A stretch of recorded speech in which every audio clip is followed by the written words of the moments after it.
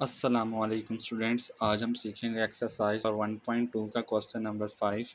Question number 5 हमारे पास है, if z1 is equal to x plus y iota, z2 is equal to a plus b iota, find x y a b such that z1 plus z2 is equal to 10 plus 4 iota and z1 minus z2 is equal to 6 plus 2 iota.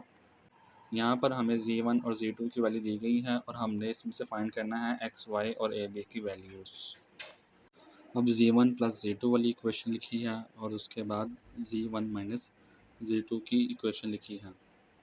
अब इसको solve करते हैं। सबसे पहले z1 की value लिखते हैं जो है x प्लस वाई आयोटा। उसके बाद हम लिखते हैं z2 की वैल्यू जो है a प्लस बी आयोटा। अब इन दोनों इक्वेशन को लिखते हैं जो क्वेश्चन में दी गई हैं। z1 plus z2 is equal to 10 plus 4 iota और z1 minus z2 is equal to 6 plus 2 iota. ये दोनों इक्वेशन हमने यहाँ लिख ली हैं। एक इक्वेशन को हम इक्वेशन नंबर 1 कह देते हैं, दूसरे को इक्वेशन नंबर 2 कहते हैं। अब इन इक्वेशन नंबर 1 और 2 को दोनों को हमने ऐड करना है, तो लिखेंगे एडिंग इक्वेशन 1 एंड 2। पहले अब हमने लिख लिया है z1 plus z2 is equal to 10 plus 4 iota, z1 minus z2 is equal to 6 plus 2 iota.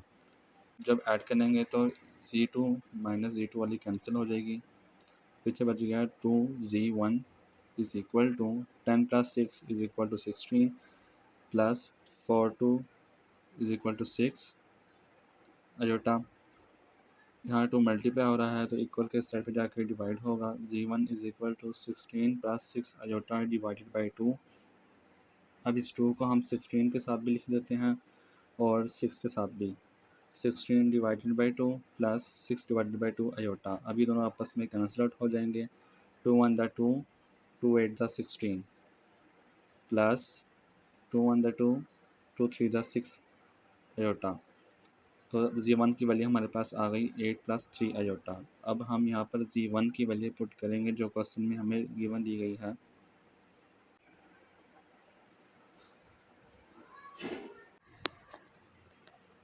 अब हम यहाँ पर लिखते हैं, दोस्तों हमें क्वेश्चन में दी गई थी, देखें z1 is equal to x plus y iota. अब इसको वहाँ पुट करते हैं, z1 की वैल्यू जगह x plus y iota, z1 की वैल्यू की जगह is equal to 8 plus 3 iota. अब हमने इन दोनों इक्वेशन को, अब यहाँ पर हम देखते हैं z1 की वैल्यू जो हमारे पास थी x plus y iota is equal to 8 plus 3 iota, इसको पुट कर दिया है। अब हम इसके रियल पार्ट्स और इमेजिनरी पार्ट्स दोनों को कंपेयर करेंगे तो आ जाएगा x इज़ इक्वल टू 8 और y इज़ इक्वल टू 3 जब हम उनको कंपेयर करेंगे रियल पार्ट को और इमेजिनरी पार्ट को। अब हम इसको मज़ीद सॉल्व करते हैं।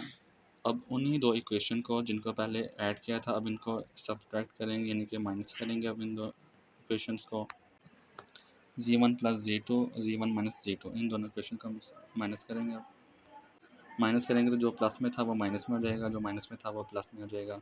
तो z1 माइनस z2 माइनस में था तो प्लस में हो जाएगा, और z6 प्लस में था तो माइनस में, 2 प्लस में था तो माइनस में, और z1 एक दफ़ा पॉजिटिव में एक दफ़ा नेगेटिव में तो ये माइनस हो जाएगा। z2 z2 हो जाएगा प्लस में, 10 में से माइनस 6 4, 4 में से माइनस 2 2 आयोटा।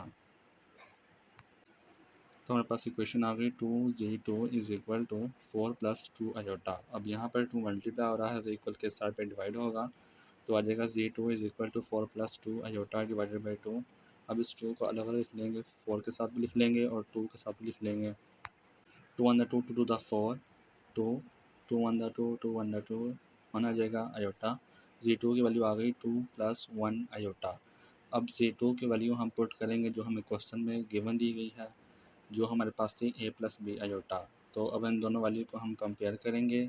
जब कंपेयर करेंगे तो हमारे पास रियल पार्ट में आ जाएगा a इज़ इक्वल टू 2 और इमेजिनरी पार्ट में हमारे पास आ जाएगा b इज़ इक्वल टू 1। और इस तरह हमने इस क्वेश्चन को सॉल्व करके x, y, a और b सब की वैल्यू फाइंड की है।